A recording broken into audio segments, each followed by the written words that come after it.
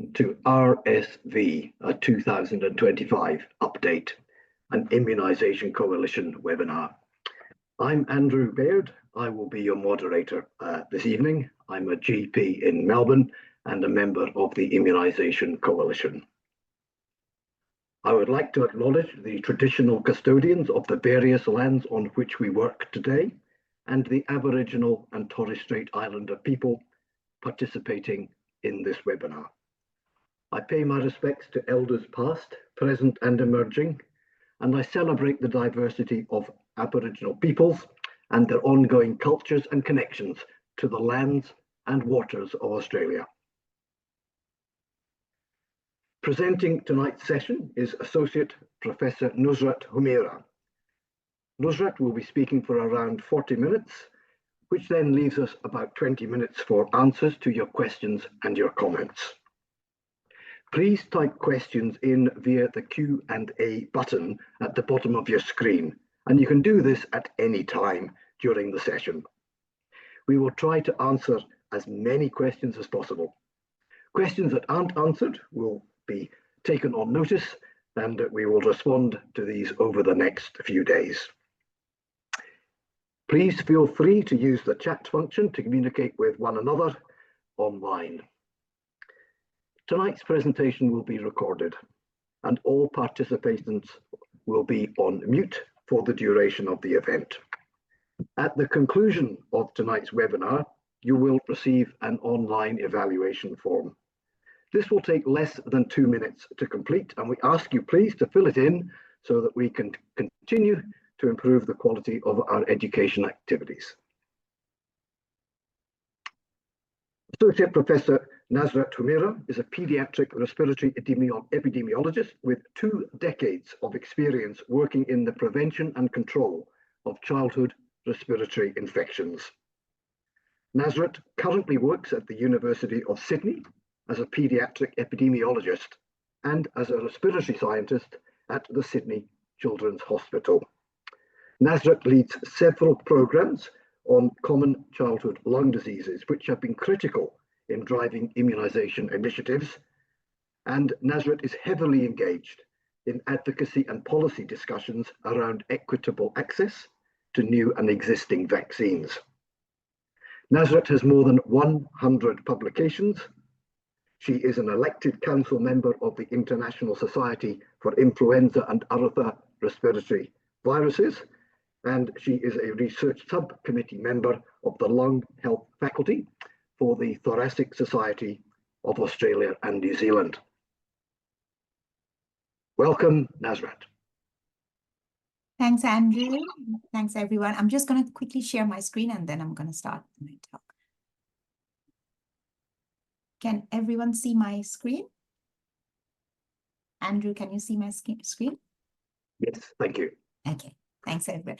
Thanks, Andrew, for the kind introduction, and thanks to everyone present online for joining today. I want to begin by acknowledging the traditional custodian of the lands on which we gather today, and on which I work and I live.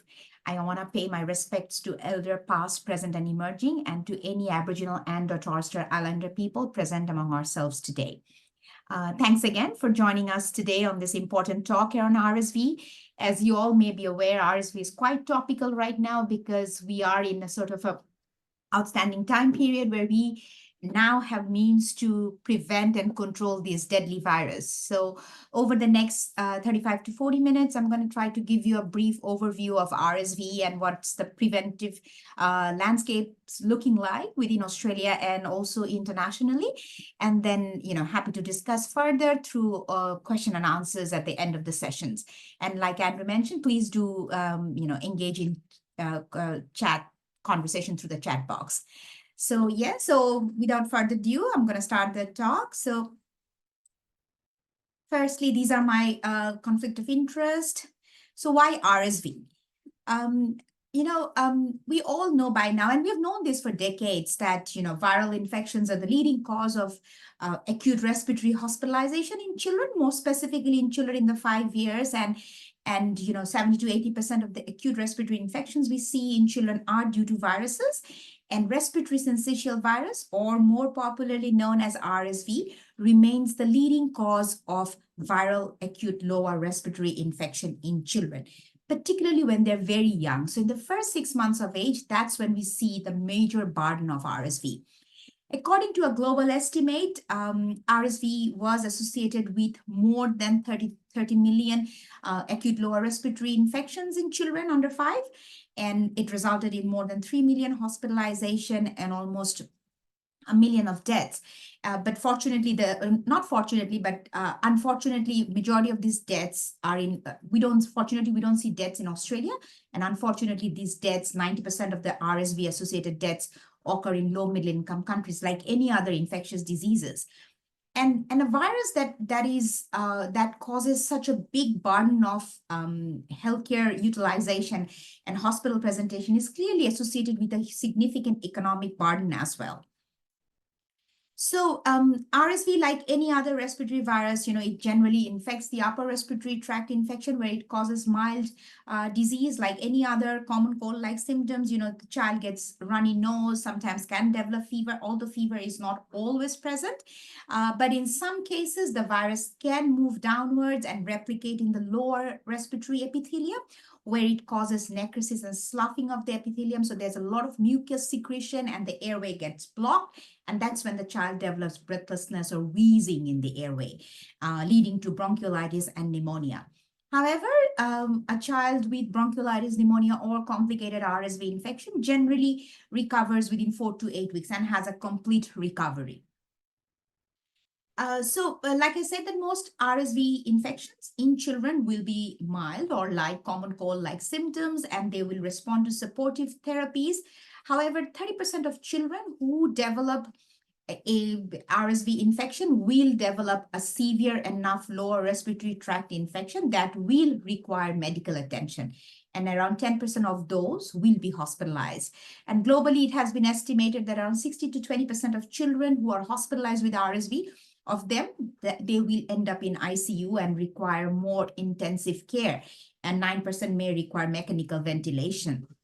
So clearly, even though it can be mild infection in majority of the children, some will develop very severe infection, which will require advanced medical care. And the problem with RSV is, it's a virus of childhood. Clearly, the biggest burden is in children. But the problem with RSV, it's not just children. It's the first 6 months of life. When these babies are really young, their immune system is inadequate for direct vaccination. And also the problem is the first infection with RSV is generally the most severe one. Children can go on to develop multiple infections. So adults and children, we do get reinfected with RSV. But the primary infection, which is often in the first 6 months or more specifically in the first 3 months of life, is the most severe one. So that is why this is a more problematic virus compared to other ones.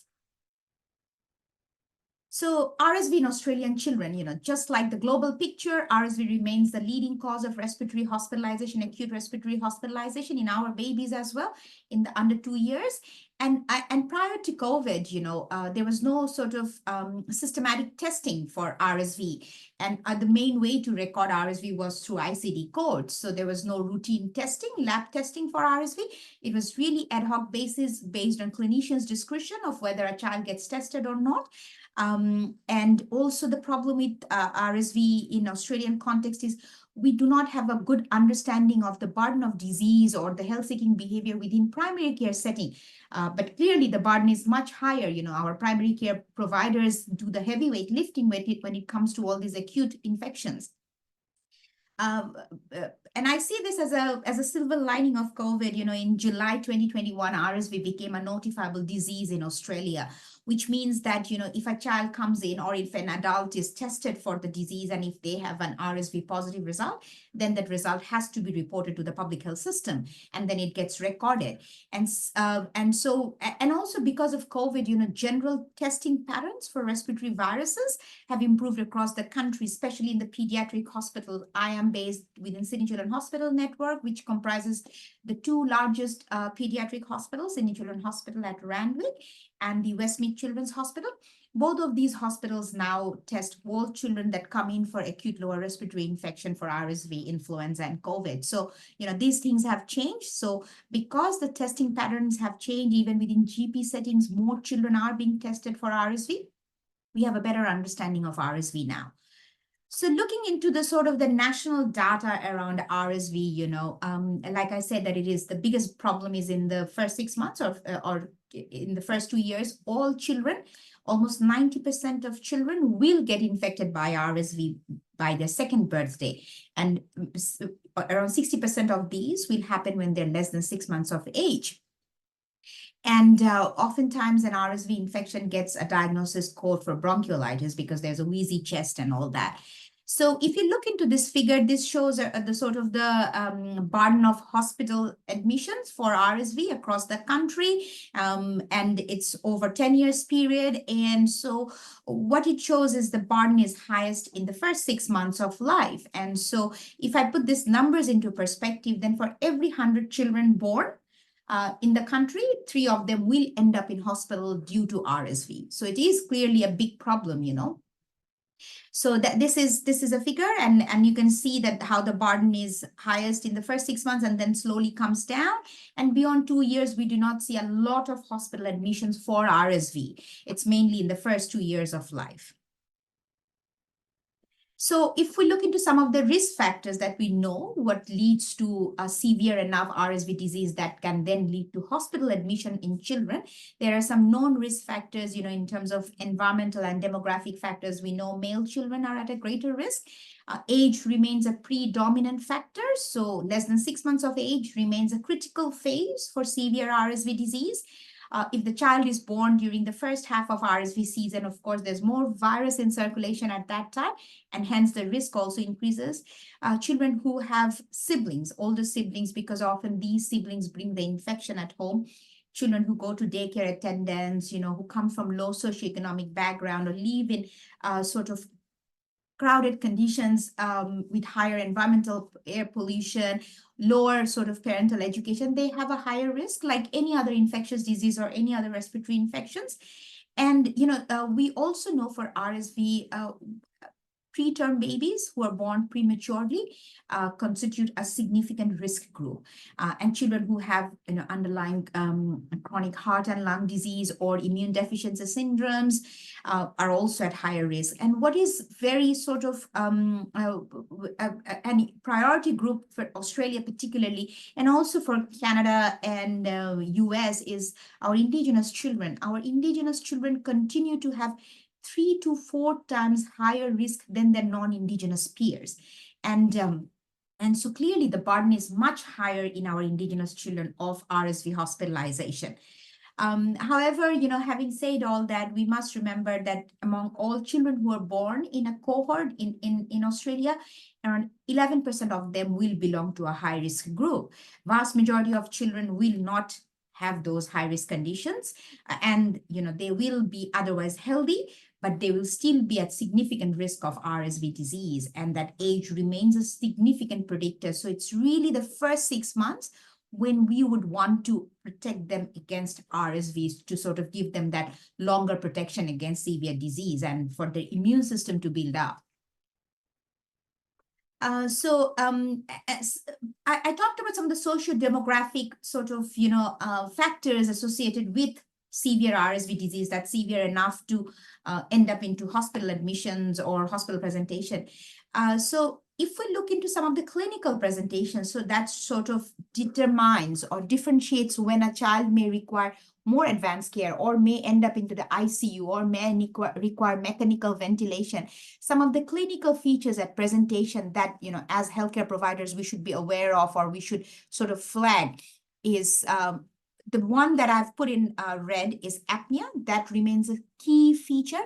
Oftentimes our parents will come and tell us that, but my child was not breathing for a fraction of seconds. They will hold their breath. That is a red flag. A child, if they present with apnea, we should be attended promptly and should receive immediate medical care. Some of the other important clinical features are tachypnea, hypoxia, respiratory distress. Often children with severe RSV disease will be very lethargic, even, sort of lowered conscious level. They would be vomiting. So those are important clinical features that differentiates between which child will end up into hospital with RSV versus which one will not.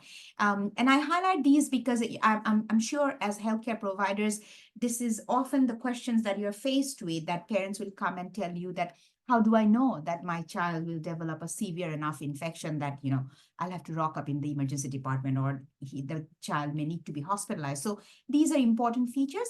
And of course, age, prematurity, existing chronic conditions, those are always red flags.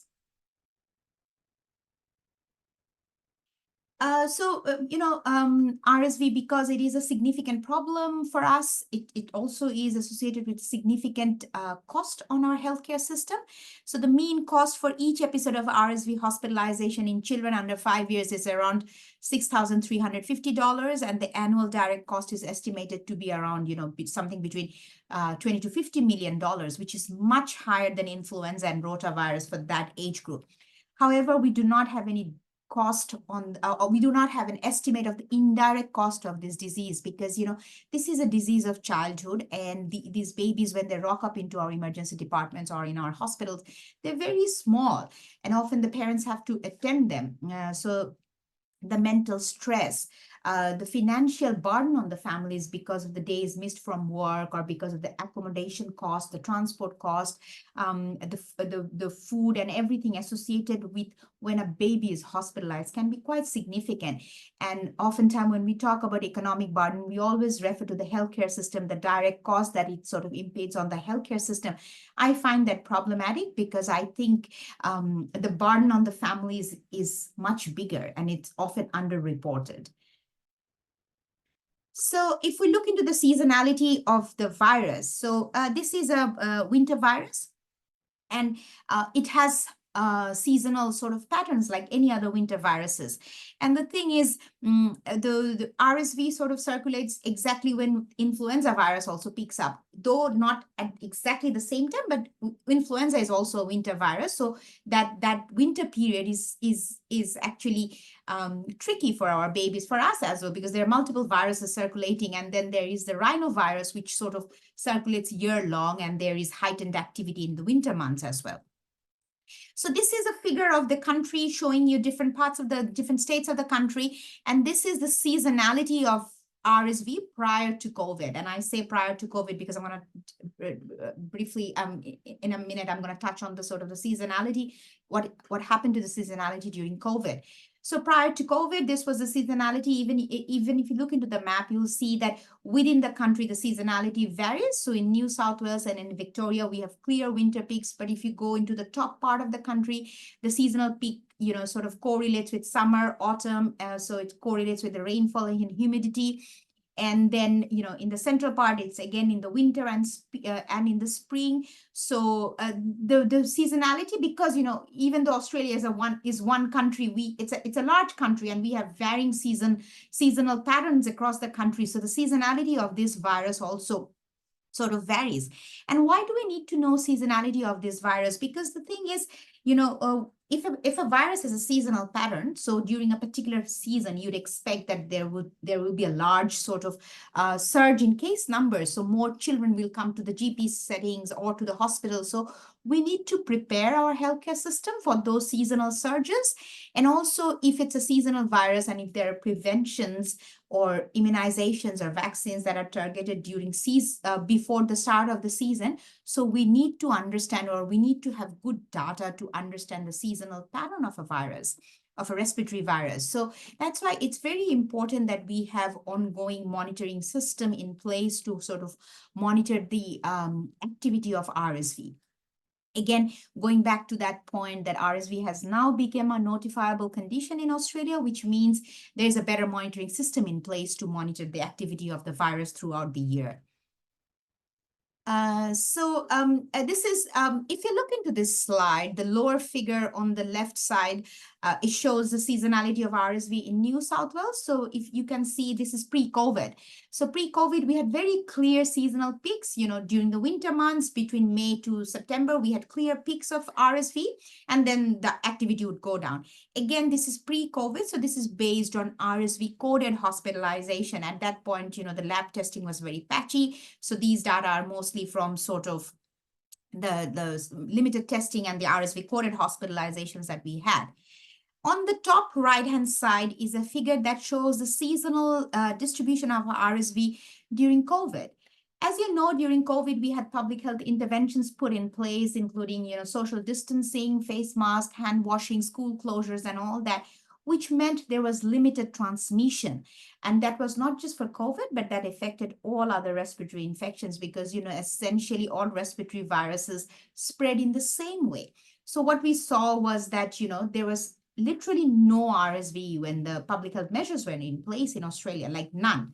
But then when public health measures were sort of lifted, we saw a huge surge of RSV out of the season peak. So, towards the end of the year, towards our summer month, November, December, when we don't see RSV activity. So this is what happened during COVID. The seasonality was disrupted, and there was probably an immunity gap in children, and then they were exposed, and then they picked up.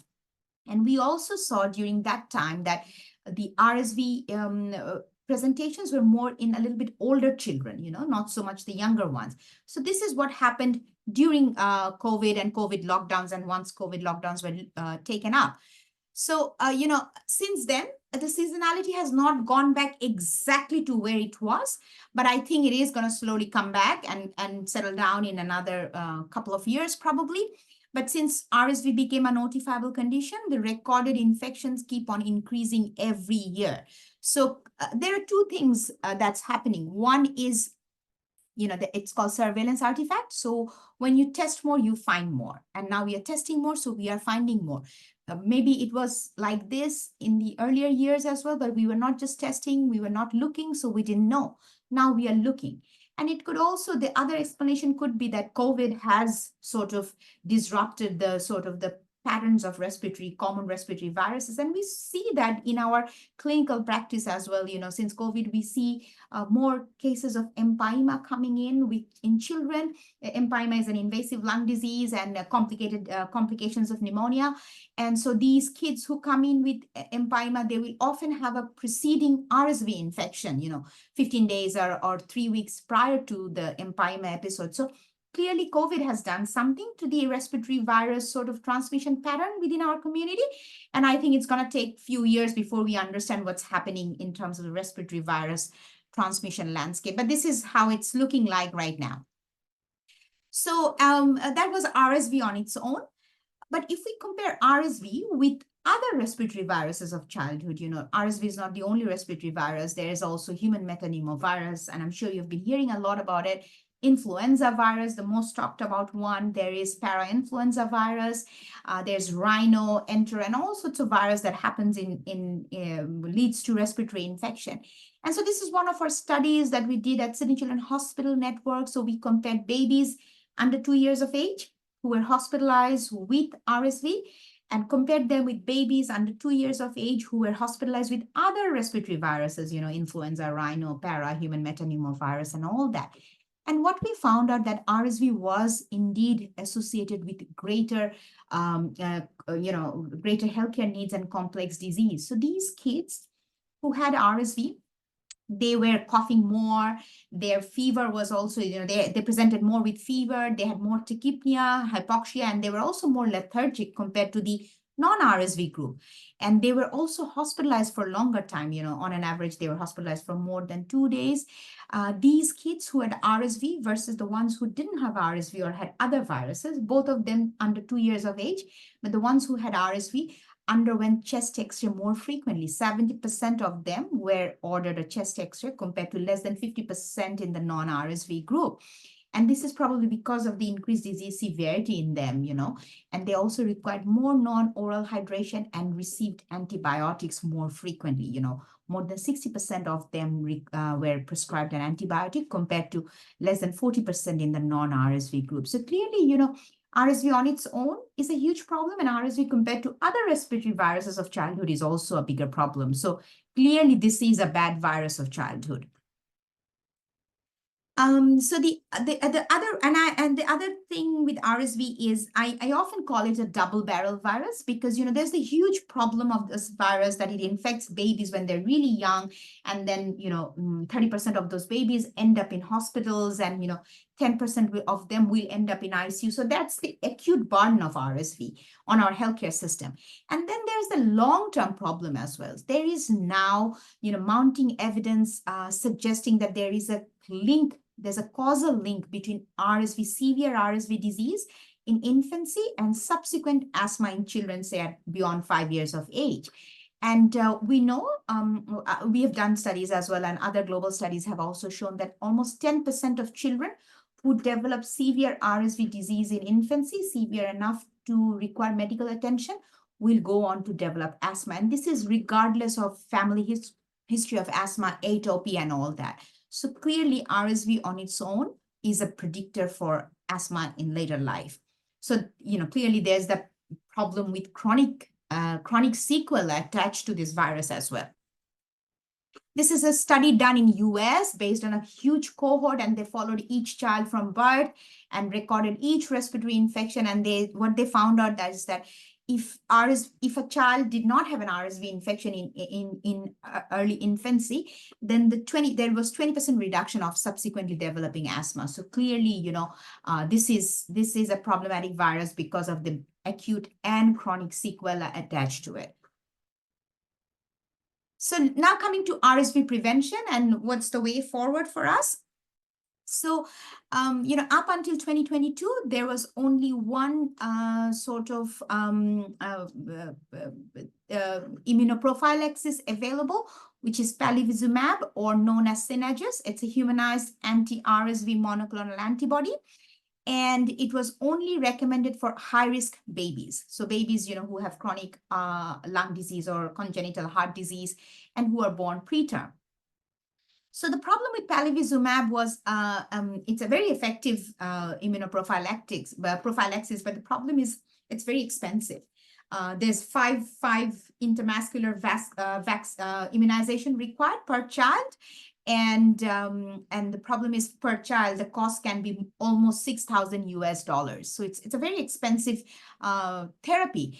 So that meant that it was limited in its scope. So it was only recommended for high-risk infants, and also because it's 5 dose, there was always the problem with often the eligible babies got it at the birth hospitalization, and then the subsequent doses would then go on to where they were, coming from, but who would take up the responsibility? So the use and uptake of palivizumab within Australia has always been patchy.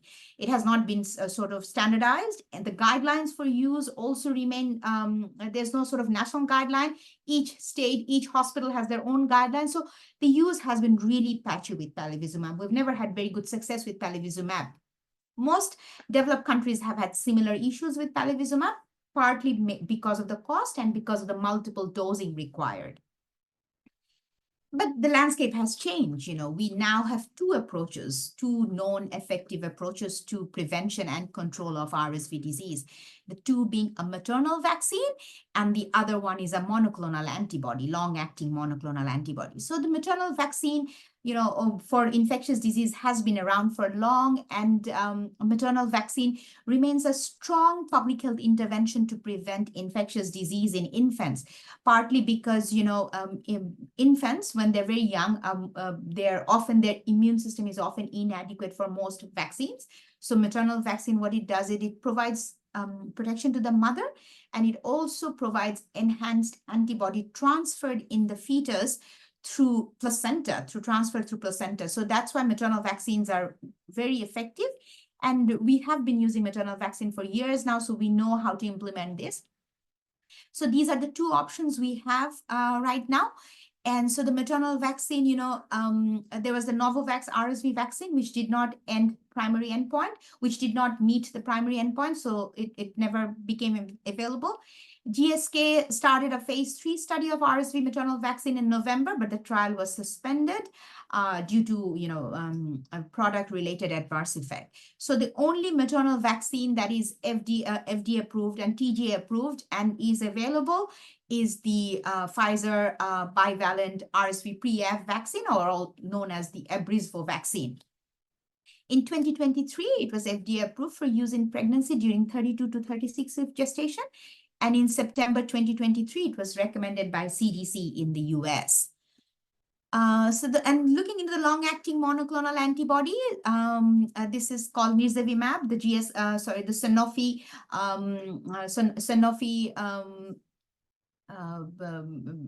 Sanofi patented nirsevimab, or Beyfortus, and it's the only available long-acting monoclonal antibody for all infants. This is for all infants, not for high-risk infants.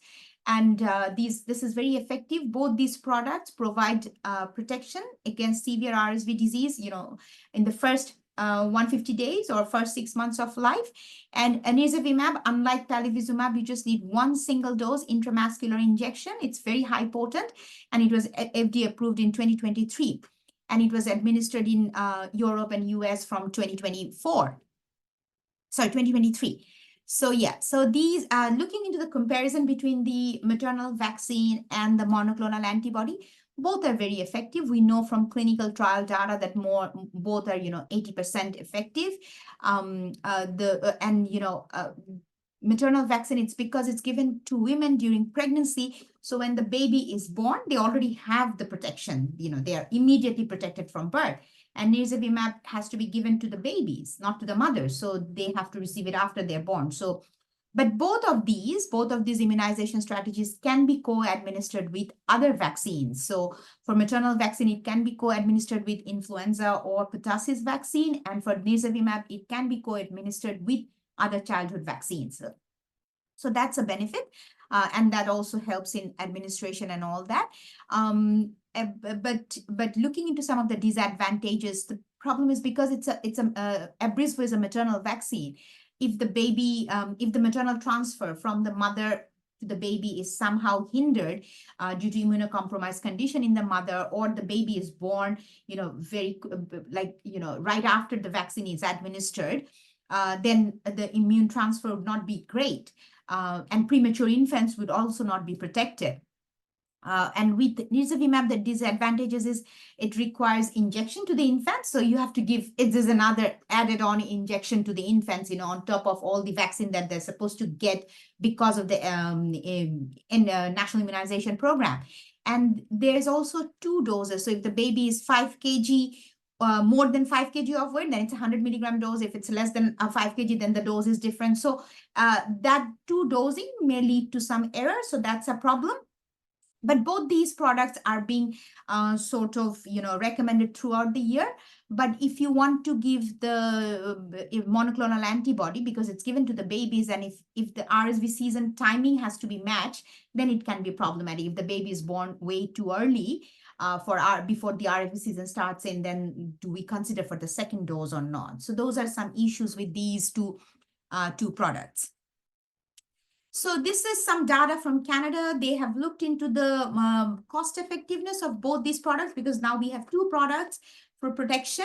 And what they have suggested that from a Canadian healthcare system perspective, they think that a year-long maternal vaccine for all babies and the nirsevimab for high-risk infants would be effective and would result in a lower budget impact for the country. So that is the strategy that they have taken. And in most other developed countries also, this is somewhat the strategy that they're taking, that the maternal vaccine is made available to all mothers during pregnancy. And then the nirsevimab, the monoclonal antibody, is given to babies who are high risk, who are born preterm or who have congenital heart and lung disease or indigenous and all that.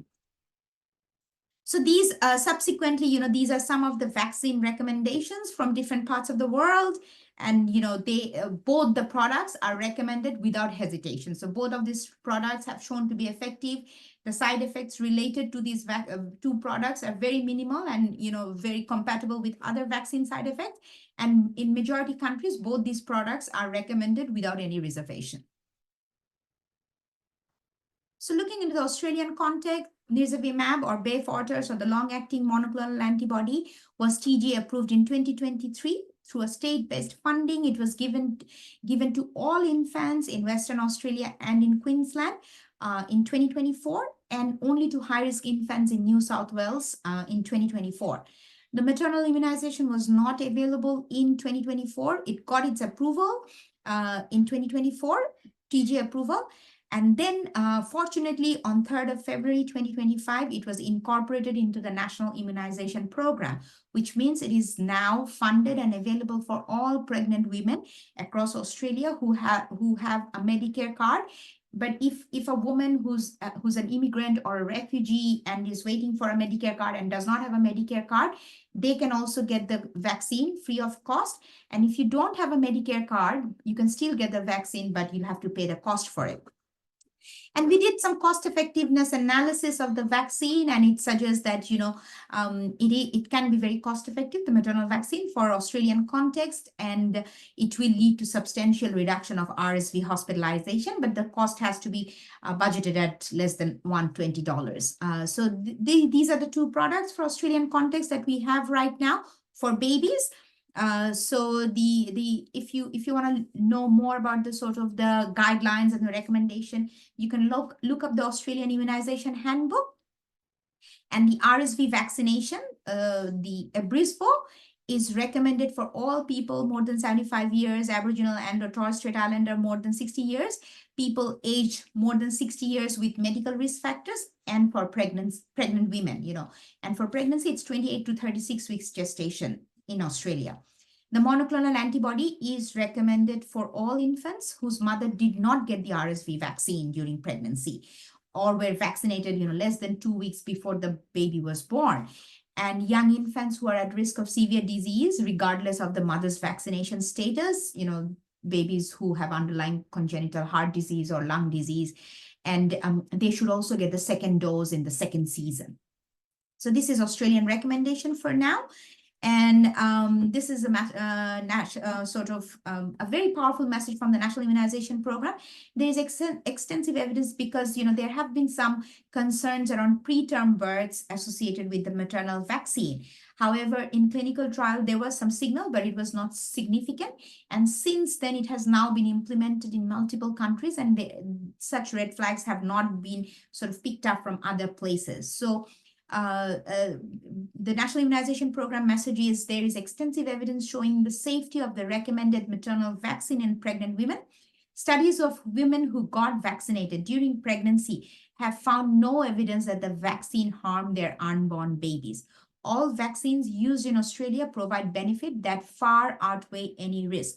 It is safer to get vaccinated than get the disease. So we live in a sort of a very very developed country where we have strict regulatory process and system in place. And so any product that gets approved in Australia goes through a rigorous process. It's not just because, US has approved something, we are going to approve. We have our own independent system. So anything that gets approved for the people for clinical use here in Australia has to pass through strict regulatory process. And I have strong faith in our system. And so, both these products are safe, and any side effect that can be attached to both these products clearly outweigh the benefits. The risk are far less than the benefits that we get from both these products. So some real world data, because now they are available, both these products are available. There was the monoclonal antibody, nirsevimab, was used in several countries during in the Northern Hemisphere during 2023-2024 season, and in Australia and Chile in 2024 RSV season. And if you look into the real world data, the uptake has not been too great, apart from Galicia, Spain, and in Luxembourg, where it has been more than 80%.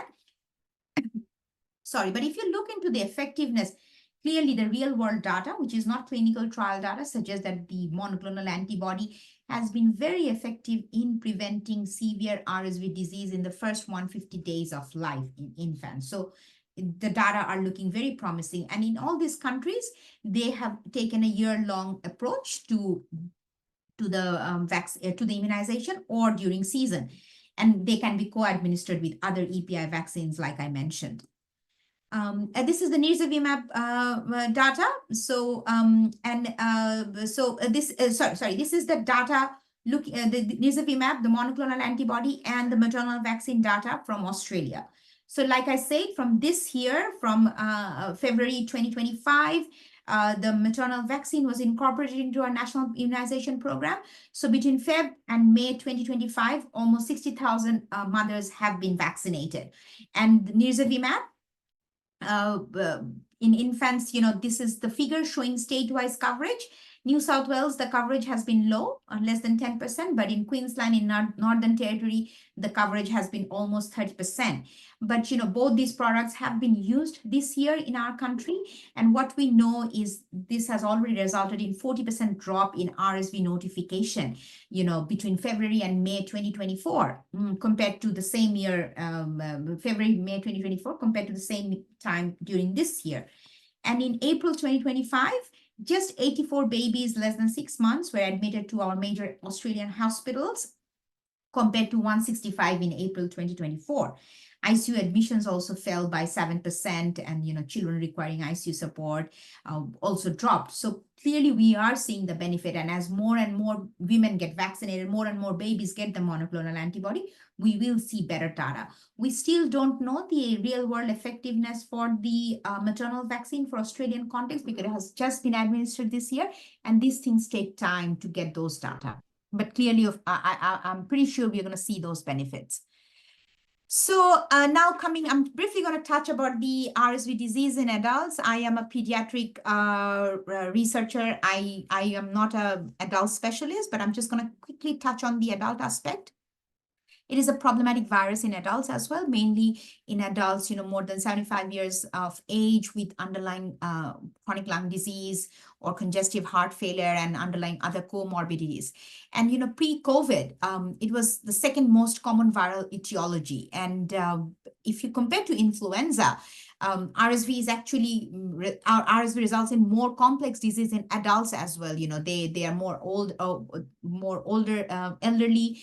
They are hospitalized for longer period. They're more likely to develop pneumonia and co-infection and require ventilation. So RSV in adults is also problematic. So RSV vaccine for elderly, there are 2 vaccines available, the Abrysvo and RSV vaccine. They have different recommendation, but what I wanted to highlight is that these vaccines are recommended and available in Australia, and the requirement is just 1 single dose. So there's still no data suggesting that the vaccine needs to be repeated in next season. So the recommendation is 1 single dose, but the issue here is the vaccine is not funded. So anybody who needs to get the vaccine will have to pay the cost for the vaccine. So that is a problem. But you can administer the vaccine to eligible elderlies throughout the year, but it's best if it's given before the start of the RSV season. So that's the context for RSV vaccine for elderly. With that, I sort of come to the end of the presentation. So before I go, I just wanted to highlight that this is a real virus. This is the virus of childhood. We have a substantial problem associated with this virus, but fortunately, we also have 2 very effective preventative options in hand right now. And, what I want to highlight is we all know vaccines don't save lives. Vaccination does. So we have to reach high coverage with both these immunization products. So, and we know, even after so many years, maternal influenza vaccine coverage remains at less than 60% for the country. It's a freely available vaccine. The maternal, our women, our mothers attend at least 3 to 5 ANC visits during their pregnancy. So that provides us a unique opportunity to talk about this vaccine, discuss the vaccine, and discuss, the risk and benefits attached to it. And our GPs, our primary care provider, our nurses and doctors play a significant role in promoting our vaccines. We know that if the message comes from healthcare providers, people are more likely to get the vaccine compared to other people. So, we play a significant role. So the momentum has to keep going. I was earlier in Brazil this year attending an RSV conference, and I was talking to some colleagues from Argentina, and they have had very high coverage of the maternal vaccine. And I asked that, how did you reach that? And they said by engaging with media and the community. So we have to take advantage of that. Our media, our community members, parents and carers, RSV advocacy groups, RSV champions, they will play a key role in how we promote the vaccine and how we promote the two immunizations and how we maximize the benefit of these two immunizations we have. Just imagine as a doctor walking up into a pediatric ward and not seeing a child with bronchiolitis during winter. That is unthinkable for doctors. That is, I think, as young doctors, the main problem we saw when we walked into wards was children with bronchiolitis during winter months. So this is really our opportunity to make a difference. And with that, I come to an end, and thank you so much, and I'm happy to take questions. Nusrat, thank you so much for an excellent presentation. Thank you for guiding us with expertise, great energy, and authority through the challenges and hazards of RSV disease, and also presenting to us the opportunities and the power of vaccination from infants through pregnant women to older people. I'm a little bit disturbed that elderly is now 60, but anyway, that's we'll let that one go. And one of the take-home messages I took from that, in terms of the figures, was it looks like 40% drop in notifications, hospitalizations, and ICU over the last year, and that is, I think, for all of us, impressive. Now, our audience are on mute, so you won't hear the applause, but I am certain that there is a resounding applause for the presentation. So many thanks.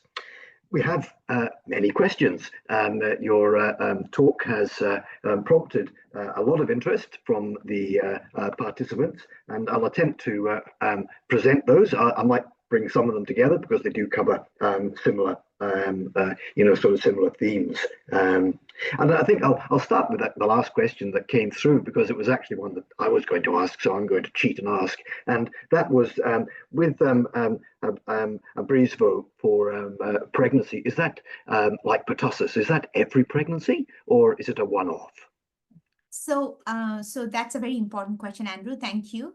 So I asked this question to Pfizer as well. What do we do? So I was told that for now, they don't know whether subsequent pregnancies will require the vaccine or not.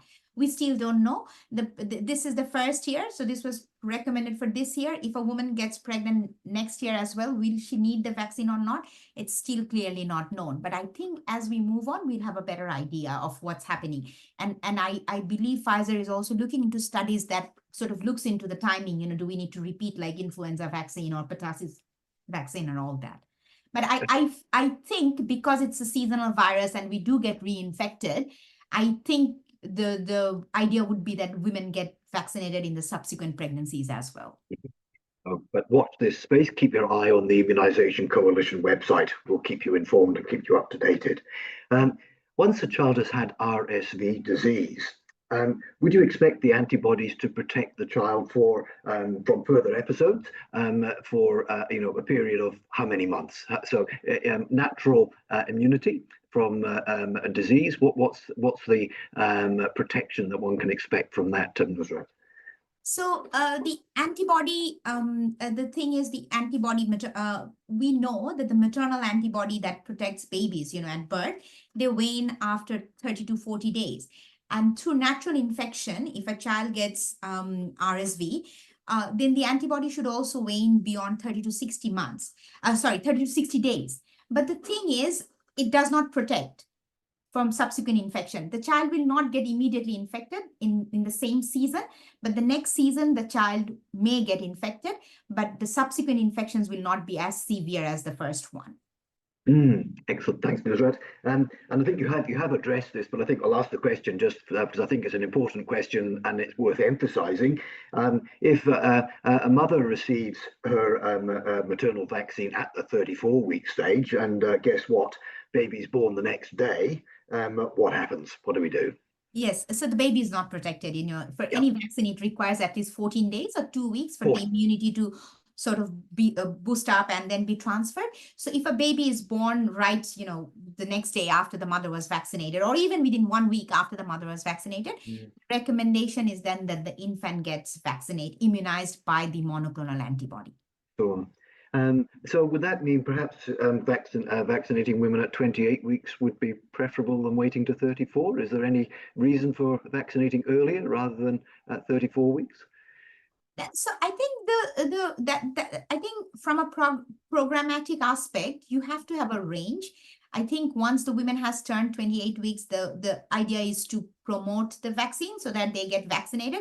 But you need to have a range as well, and push it as much as you can. But of course, if you feel that the women may have an earlier delivery, then of course the plan should be to get her vaccinated as early as possible. You mentioned we've got the two vaccines and RSV's, for the older adults. What happens if a pregnant woman is inadvertently given RSV? That's a question unfortunately I don't have the answer to, Andrew. Well, I suppose the Because answer is it just shouldn't happen. it shouldn't happen, exactly, because the Abrysvo is only recommended for pregnant women. Abrysvo is not. And it shouldn't happen. And also, confusing the monoclonal antibody with the maternal vaccine should not happen. I think we should be very, very careful about the products, because the thing is we have multiple products right now, so I think we should be very cautious about what we are administering. But what can actually happen? That question, I'm sorry, but I don't have the answer.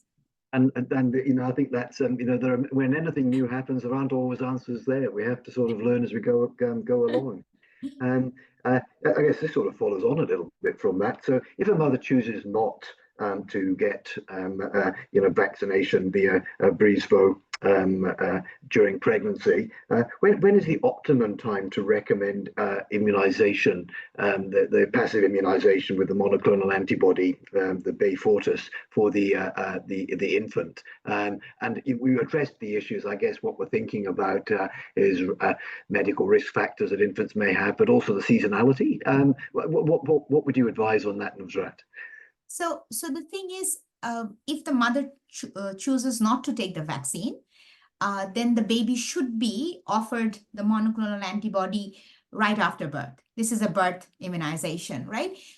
If not happening right after birth, then it should happen with the national immunization, sort of immunization schedules, when the baby comes in for the childhood vaccines.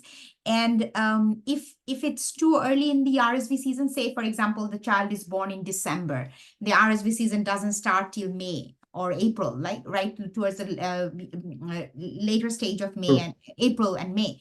So and if the child has an underlying risk condition, they should be offered a second dose of the monoclonal antibody just to make sure that that is covered, because we need to understand that these products provide protection up to 150 days. So, if that child is towards that sort of tapering end of 150 days and has an underlying risk condition, they should be offered a second dose.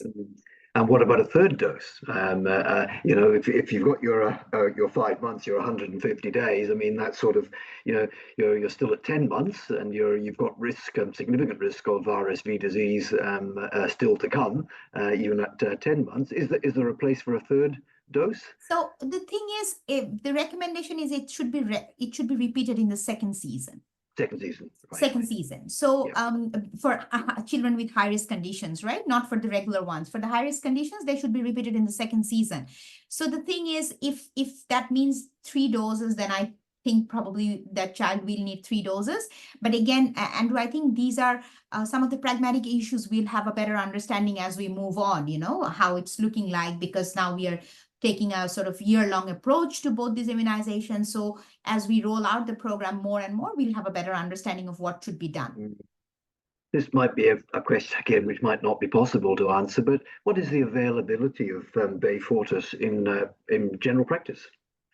Yes, so I have had mixed reviews about it. I have been told that many GPs are ready to give it, but they don't have the stock. But I was also told by the pharma sort of the industry partners that there will be enough doses made available. This is a question I don't think I have the answer to, but I think my esteemed audience today present who are in the GP setting, and including you, Andrew, you should be able to give me a better understanding. But honestly, I have tried to get the information from many, and I have had mixed reviews that they don't know where to get it. They don't have the stock and all that. So those are, but again, I'm not too disappointed by that. This is just the first year, Andrew, Sure. These are programmatic aspects with any new sort of public health interventions. And as we move on, as more people want to take up these things, there will be pressure on the industry partners as well to provide us with the stock. And availability, I'm saying general practice. What about availability in, maternal and child health nurse clinics and in pharmacies? What do you have any comment on that, Nusrat? The pharmacies, I don't know, but I think the maternal and child health clinics, I haven't heard any sort of stock issues with the maternal vaccine. Sure. Yeah. Again, we're all learning. Is there a cutoff date after the RSV season when we might just wait to immunize if mother didn't get the vaccine? So let's say we've got an unvaccinated mother, we've got a baby that's born in summer, which I think you've sort of addressed. Will we just leave things rather than giving the vaccine at birth? So again, there are a few things to consider here, Andrew. First is you have to understand that the monoclonal antibody is given through a state-based funding. And in most states, it's for, again, states will make their own decisions, but in most states, it's like it's eligible for high-risk babies, right? So if the baby was not, if the mother was not vaccinated, and if the baby is not if the mother wants the baby to get vaccinated and the baby is not sort of under the high risk, then there's the cost associated with it. So, the parent will have to pay the cost for the immunization. But I think if the baby is born and does not have a risk factor and sort of does not fall, the RSV season does not fall within the first 6 months of life, then I would think that waiting would not harm that much because clearly there's not that much risk. But of course, if they're in the sort of they're going to be in the first half of the season, they'll be entering into the first half of the season within that 150 days or first 6 months of life, then I would still recommend that they go ahead and take it. Yeah. And Nusrat, I really liked your slogan, vaccines don't save lives, vaccinations do. And it sort of reminded me of, the responsibility that we as healthcare providers have in, promoting the value of vaccination, improving, the accessibility and the equity around access. But sometimes in healthcare, because we live in complex systems, it sort of things sort of fall through the cracks, and we don't really know whose responsibility it is for informing patients and the community about the availability and the benefits of vaccination, and particularly in this setting where it's new. So who's got the primary role? Is this the GP's role, or is it the midwife's role, or is it the Prime Minister's role? What do you think, Nusrat? Or all of the above? Andrew, I think it's everyone's business. Yeah. We can't for something so severe enough, we can't say it's your business. It has to be everyone's business. And I think every opportunity that we do not take is a missed opportunity. And there are multiple opportunities down the road. There's the ANC checkups where women go and see their midwives and sometimes see their obstetricians and gynecologists. There are the opportunities when women with younger children come to our GPs for, common cold and respiratory infection, and she's pregnant herself. You have the opportunity to, sort of highlight this with her.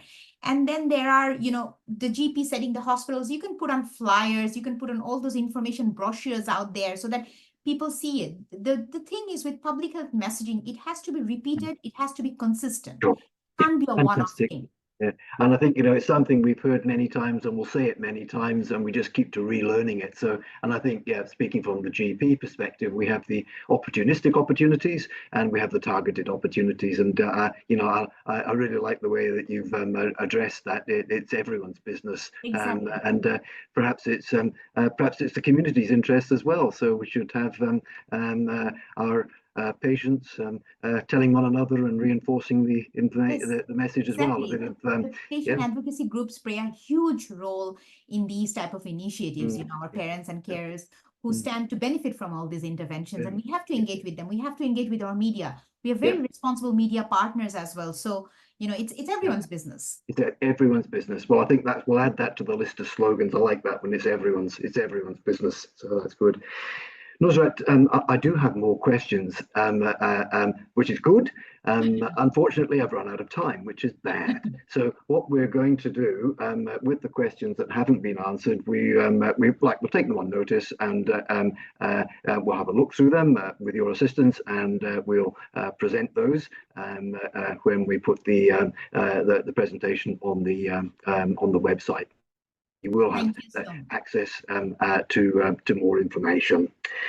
So, look, Nusrat, thank you so much for again a thoroughly fascinating, interesting guided tour through the, as I say, the hazards of the disease and the opportunities and our responsibilities for implementing them. Yep, vaccines don't save lives, vaccinations do, and that's we've got a big part in that part.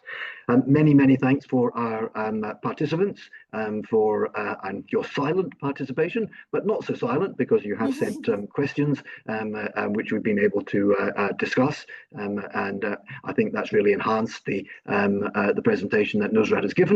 That we've now been able to target it towards what matters to you as participants. There are a couple of webinars coming up this month. So July is webinar month. So on the 22nd of July, we've got a webinar on navigating RSV immunization. So that's a good follow-up, and that will be an expert panel discussion. And then the following day, on the 23rd of July, we've got an update on our perennial favorite, COVID-19. And please refer to the Immunization Coalition website for further information and also for registration details. I should also acknowledge that we are celebrating NAIDOC week, and I hope that everyone is giving and getting a lot out of that too. So everyone, many thanks for coming along, for sharing your time, spending the evening with us. Wish you a good evening, stay safe, and look forward to seeing you next time. Thank you. Thanks, everyone. Thanks everyone. Bye.